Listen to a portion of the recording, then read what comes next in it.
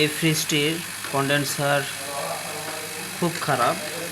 এখানে অনেক রাস্ট দেখতে পাচ্ছেন, কন্ডেন্সার অনেক ঝং। এই যে কন্ডেন্সার দেখতে পাচ্ছেন, কন্ডেন্সারের অবস্থাটা খুবই খারাপ। এমনিতে এটা হচ্ছে লোহার কন্ডেন্সার। এই কন্ডেন্সার লোহার হওয়ার কারণে আর এটার ভিতরে অনেক রাস্ট এবং ঝং রয়েছে।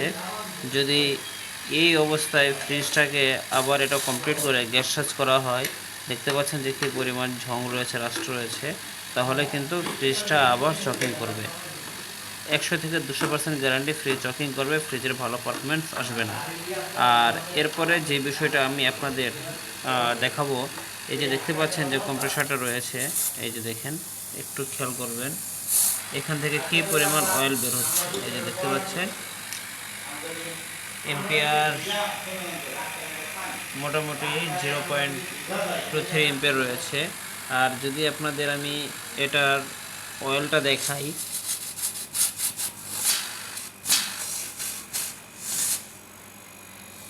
এই যে আমি এটাকে ধরে রেখেছি, এই যে দেখতে পাচ্ছেন কি পরিমাণ অয়েল এটা প্রডিউস করছে। এই যে দেখেন,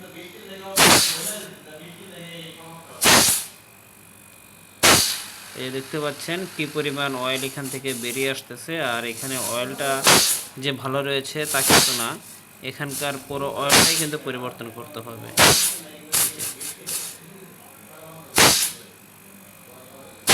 এই যে দেখতে পাচ্ছেন এখান থেকে ভালো পরিমাণে অয়েল বের হচ্ছে এবং এখানেও অনেক অয়েল দেখা যাচ্ছে এই পাশ দিয়ে। আর যেহেতু এটা কম্প্রেসার হচ্ছে অনেক পুরাতন কম্প্রেসার, আর এটাতে তেল মাস্ট বি এটা খারাপ থাকবে। খারাপ না থাকলেও তেলের পরিমাণ, তেলের কোয়ান্টিটি অনেক কম থাকবে।